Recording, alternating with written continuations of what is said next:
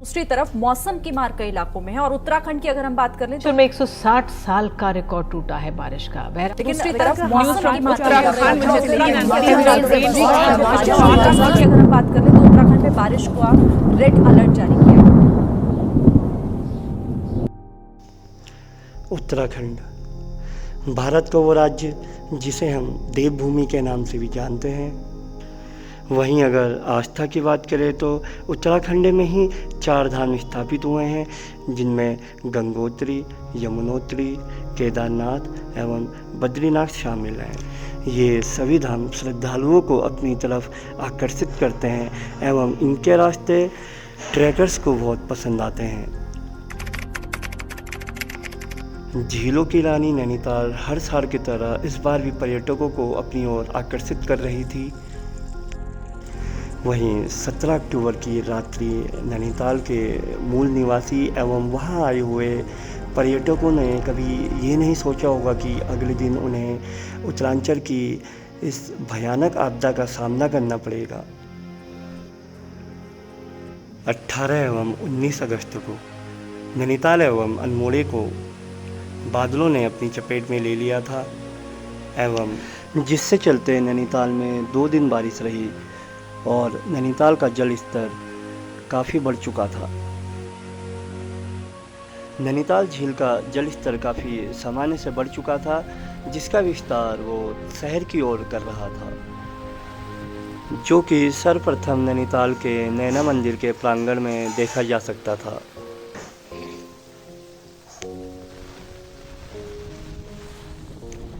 देखते ही देखते इसका विस्तार नैनीताल की माल रोड की तरफ होता जा रहा था, जिससे यातायात काफ़ी प्रभावित हो रहा था। आपातकालीन स्थिति देखते हुए नैनीताल पुलिस द्वारा माल रोड मार्ग बंद करा दिया गया, जिससे नैनीताल पूर्ण रूप से रुक चुका था।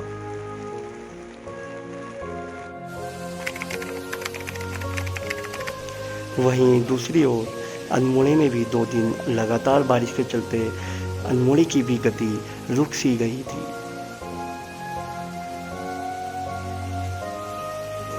अल्मोड़े में इस तेज बारिश को देखते हुए अल्मोड़े की माननीय डीएम साहिबा ने अल्मोड़े को पूर्ण रूप से बंद करने का आदेश दिया, जिसमें सभी प्रकार के इंस्टीट्यूट एवं स्कूल शामिल थे।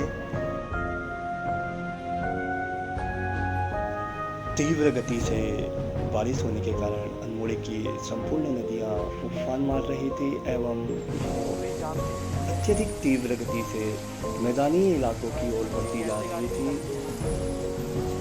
जिसमें बारिश द्वारा मिट्टी, मलबा, बड़े बड़े पेड़ एवं पत्थर रोड में आने लगे, जिससे अल्मोड़ा यातायात काफ़ी प्रभावित हो रहा था।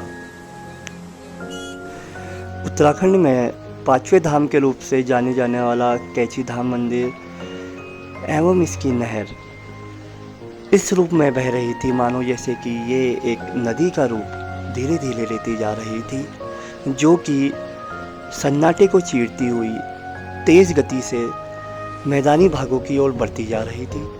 वहाँ पर आम दुकानदारों का मानना था कि उन्होंने भी इससे पहले प्रकृति का ऐसा भयानक रूप कभी नहीं देखा हुआ था। वहीं दूसरी ओर पुलिस द्वारा नैनीताल में पर्यटकों को चेतावनी दी जा रही थी। सोना जाए अपने जो जहाँ रुके हुए वहाँ चले जाए और रात में ना आप यहाँ सब फंसे रहेंगे, ना खाना मिलेगा ना सोना मिलेगा।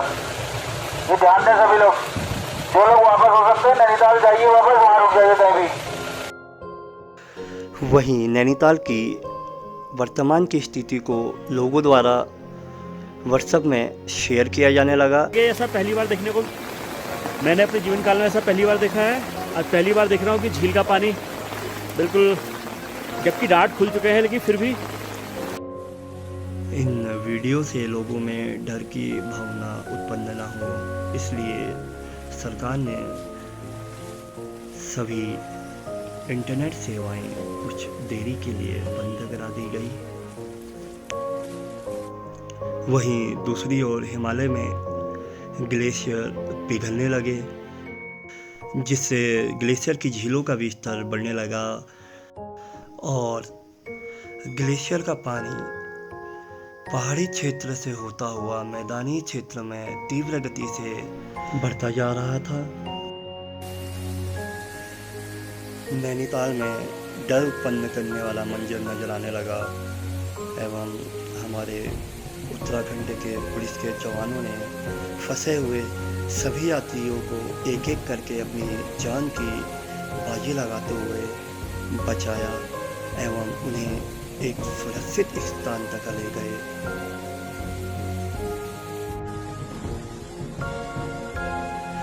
वो कहते हैं ना, संकट के वक्त भगवान ही इंसान का रूप लेके इंसानों की मदद करने के लिए धरती पर आते हैं।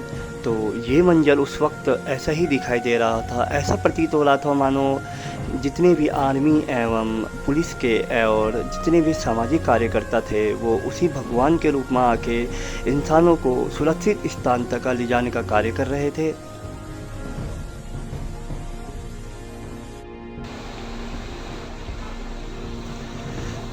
वहीं रामनगर का बैराज इतनी तीव्र गति से आगे बढ़ता जा रहा था मानो उसके सामने कुछ भी आए वो उसको बहा के ले जाए।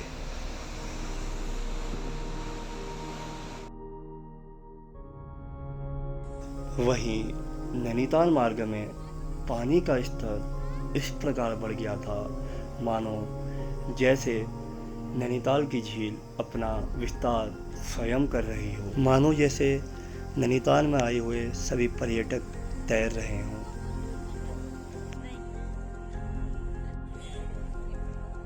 वहीं नैनीताल की झील ने नंदा देवी मंदिर को अर्ध रूप से डुबा दिया था, मानो जैसे यह पूर्ण रूप से डूबने को तैयार हो।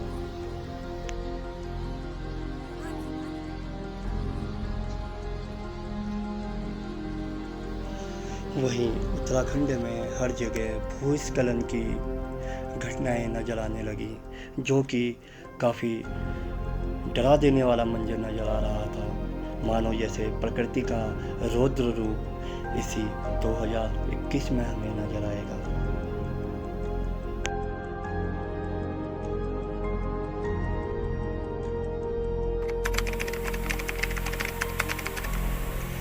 वहीं अल्मोड़े का बैराज अपनी तीव्र गति से आगे की तरफ बढ़ता जा रहा था, मानो ये संपूर्ण जंगल अपने साथ समेट लेगा।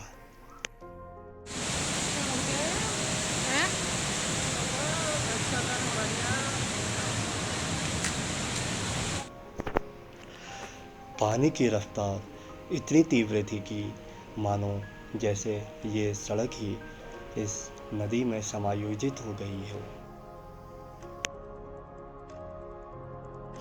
अल्मोड़ा के गांवों के रास्तों ने नदी नालों का रूप ले लिया था, जो कि अपने साथ जंगल से आई हुई लकड़ियां, मिट्टी, मलबा साथ में बहा कर लेके आई हुई थी। बारिश के तीव्र बहाव के कारण सभी प्रकार का मलबा सड़क पे आने लगा, जिससे अल्मोड़े की यातायात काफ़ी प्रभावित होने लगी एवं कुछ समय बाद यह पूर्ण रूप से बंद कर दी गई। रास्तों के बंद होने के कारण काफ़ी लोग फंस चुके थे और जिनके मोबाइल में नेटवर्क था वो मदद की गुहार मांग रहे थे। का रौद्र रूप अल्मोड़ा नेशनल हाईवे जो खैरमा को जोड़ता है पूर्ण रूप से बंद हो चुका है। बीच में से रोड बह गई है और यहाँ से कोई भी वाहन ना आए। यहाँ हम खड़ा में खड़े हैं, ना आगे जाने का साधन है ना पीछे आने का। 3 रोडवेज की बस है, अन्य प्राइवेट गाड़ियां हैं, सभी लोग यहीं फंसे हैं। दुकान में राशन भी खत्म हो चुका है, जिस कारण भारी दिक्कतों का सामना करना पड़ रहा है ड्राइवर कंडक्टर। अल्मोड़े में भी आपदा प्रबंधक एवं पुलिस द्वारा बचाव का कार्य लगातार किया जा रहा था, जिसमें रस्सियों के सहारे यात्रियों को एक एक करके निकाला जा रहा था।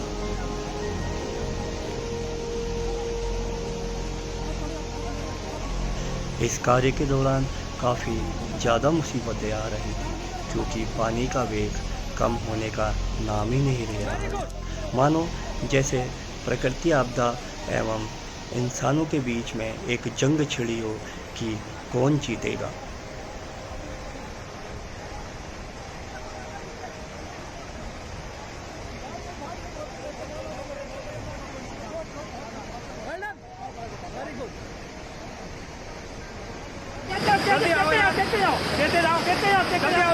रस्सी टाइट पकड़ना।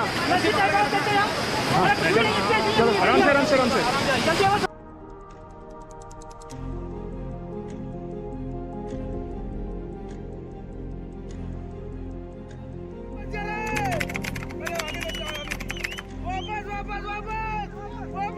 वहीं नैनीताल के हल्द्वानी में तबाही रुकने का नाम नहीं ले रही थी। मानो जैसे ये सब कुछ अपने साथ लेके जाएगी। मानो जैसे ये कह रही थी कि विकास का दूसरा नाम तबाही है। जैसे ये कह रही थी तुम प्रकृति के साथ जितना खिलवाड़ करोगे उतना ही ये विनाशकारी रूप लेके तुम्हारे सामने आएगी। फिर वो बारिश हो, भूस्खलन हो या किसी भी प्रकार की प्राकृतिक आपदा हो।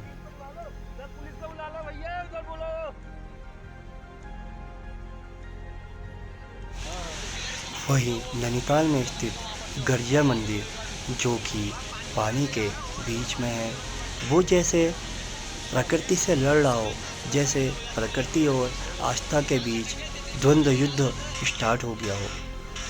सभी लोग मंदिर को ऐसे निहार रहे थे जैसे वो मानो चाहते हों कि आस्था प्रकृति से जीत जाए और वो ये कहानी आगे जाके अपने बच्चों को सुनाए।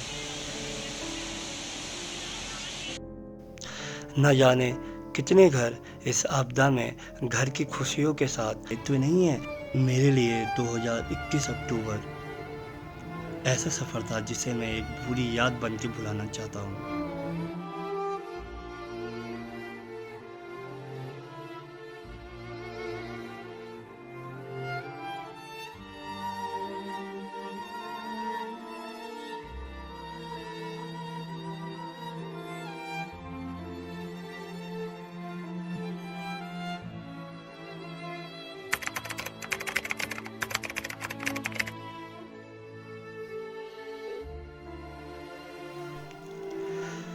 सो प्लीज़ फ्रेंड्स, अगर आप चैनल में पहली बार आ रहे हैं तो चैनल सब्सक्राइब पक्का करके जाइएगा और इसको जितना हो सके उतना शेयर कीजिएगा। बहुत मेहनत लगती है हमें एक वीडियो बनाने में, एक डॉक्यूमेंट्री बनाने में, तो जितना आपका प्यार मिल सके हम उतना कम है। तो please support and please subscribe ज़रूर कीजिएगा एंड बेल आइकन भी दबा दीजिएगा ताकि हमारी न्यू वीडियो का नोटिफिकेशन आप तक पहुँच पाए। So thanks for watching.